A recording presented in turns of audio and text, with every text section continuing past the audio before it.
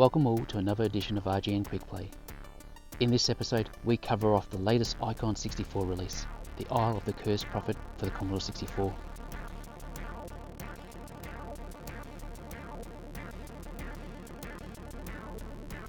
You play the role of Oliver Taylor, a broken man since the death of his wife Madeline 5 years ago. Desperate to bring his beloved back from the grave, Oliver has been studying ancient documents and comes across the Book of the Dead, and the spells contained within it that claim to summon the dead. The book makes reference to a spiritual place, the Isle of the Prophets, where such a spell will work on one night of the year, and tonight is that night.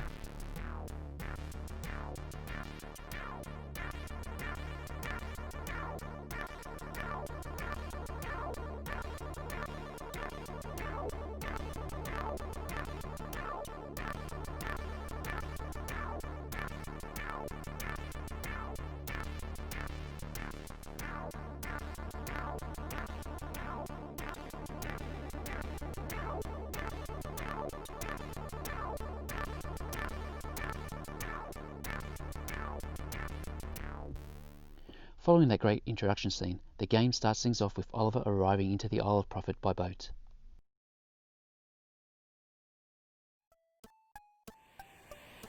As you get dropped off, the first thing to do is visit the little cottage by the docks so that you can pick up a dagger, because you're going to need it as you explore the island, as you'll come across many dangerous animals.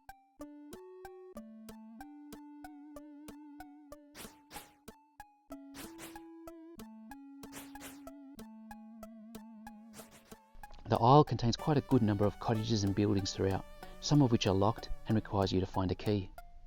There are 15 keys to locate across the island.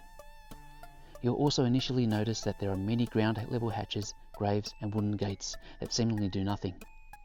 Well, you're going to have to locate specific items to interact with these, such as a crowbar for hatches, a shovel for the graves and a hammer for the gates. Killing enemy characters will result in points being collected, and sometimes hearts being dropped. These can be picked up to replenish your overall health. Your maximum heart count increases by 1 for every 500 points you collect. But let's be clear about one thing. This game is not a Japanese RPG style game. In essence, Isle of Cursed Prophets is an exploration and collection game where you need to find item X to open item Y that in turn will give you access to item Z. Yes, you can collect items that will help you upgrade your health, attack and speed of movement, but these are not the key to completing the game.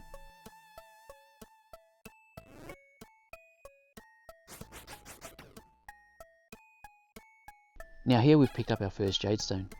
You'll need to locate 32 jade stones in order to complete the game.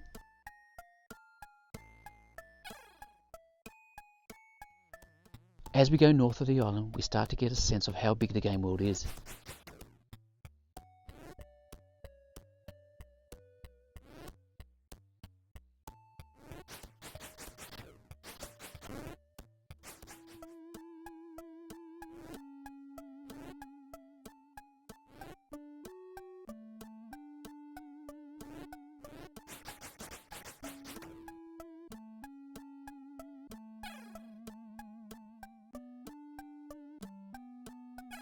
Here we have a scythe.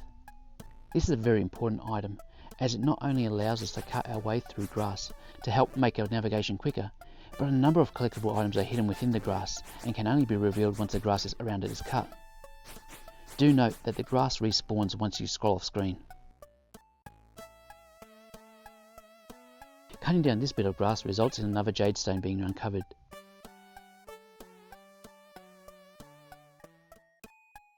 Moving along, we come across an item that we are not able to pick up yet.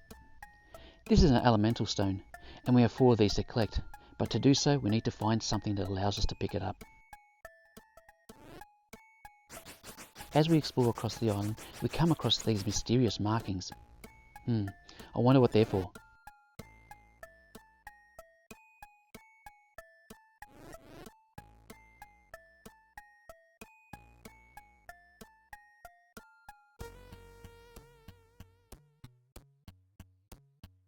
We find another key. You will note that all of the items you collect are shown just underneath the game screen. The Isle of Cursed Prophet has an easy to use control system. The joystick button acts as a broad action function, and the outcome of its use is automatically determined based on what objects you are interacting with and the items you have collected. Here we have a barrier in front of us, and by clicking the joystick button I'm able to disable it because I've already collected the requisite item that is designed to be used with a barrier. I've located the hammer item during my gameplay, and this allows me to open the wooden gates, which gives me access to a new section of the game.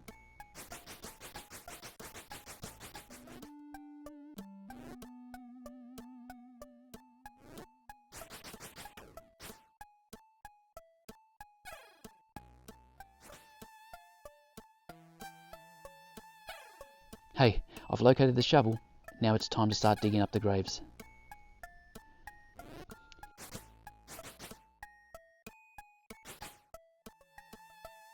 Here I need to interact with these lamps in order to reveal the jade stone. Do you like to blow things up? Yeah, me too. Well, a well-placed bomb here gives us access to a new area.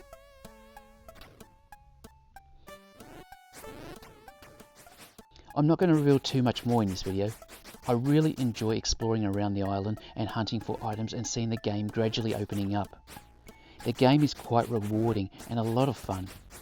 Once you've collected all the items, you'll need to figure out where to place the elemental stones you have collected and go to a specific location on the island that will trigger one of the best endgame sequences you've ever seen on a C64.